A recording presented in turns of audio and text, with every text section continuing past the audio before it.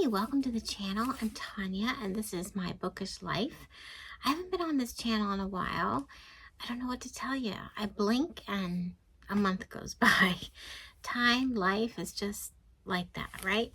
So it is November. It is about, 2 weeks out before Thanksgiving. And starting to get chilly here in Northern Virginia. The leaves are really beautiful. We've passed the peak, but they're still really beautiful. And it's just a very busy time of year. This time last year was hard because my dad passed away the night before Thanksgiving last year, and I've kind of hit it on the head this month because I've been extra moody, I guess you'd say, and I was thinking about it this week, and that pretty much sums it up. I think I've come, the year without him, and the reality is very strong, obviously, now that he's not around anymore. And yeah, just grief is a journey, I have said before. Some days you're okay and some days you're not. So it just goes in waves still. And yeah, it's just, it's been a hard month so far for me. I don't know how to really explain it other than that, but I have been reading. I've been reading a lot, and I've read 2 books this week, and I'm almost done with a third. They're all thrillers because that's my go-to genre.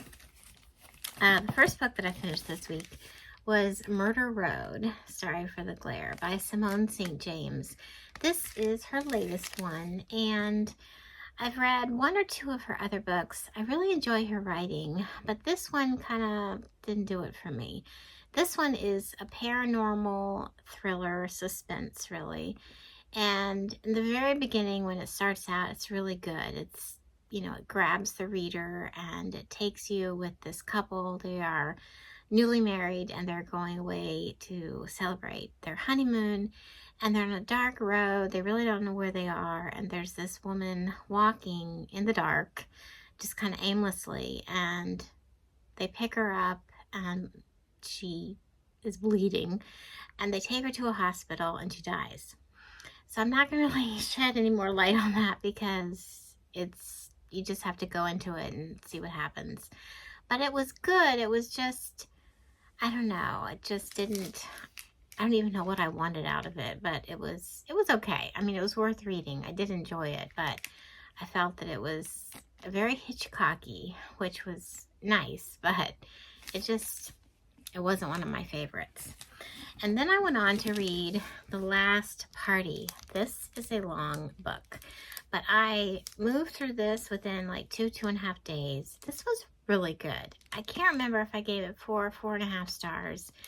The Last Party is by Clare Mackintosh. It's first of a series, and the second one came out either September or October. I'm really excited to read that one. This is a detective, police procedural kind of story, and we have this DC Morgan, Fionn. The author is Welsh, so it's set in Wales. So there are a lot of names that are a little hard to pronounce for me, but I managed okay. And it was really, really an intriguing read. The Last Party, is about this guy who's found after a New Year's Eve party, and he is dead, and it's not locked room. However, everyone in the village is suspect to his murder pretty much, and just weaves that kind of a storyline, and it was really enjoyable. The writing was not just straight thriller mystery.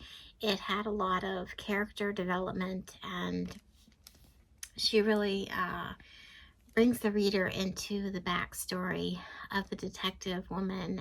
I would recommend this if you like UK books and thrillers and psychological thrillers. It was really good. So Clare Mackintosh is a new author to me, and I went on to, I'm getting the cover here on my Kindle to show you.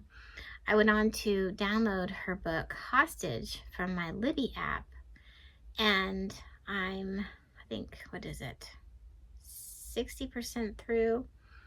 I'm almost done with it, and it's really good. So it's a standalone, and it is about this woman who, she has this daughter who's 5, and she and her husband adopted the daughter.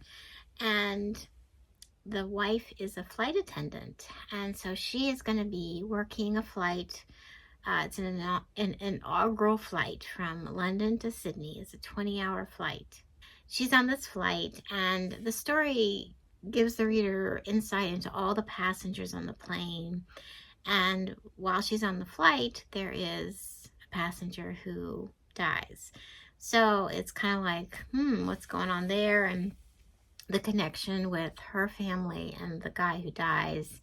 And then back home, her husband has a story that it hasn't been divulged yet. He's a policeman, so it's got a lot going for it, and I'm really enjoying it. So I hope to finish that tonight or tomorrow.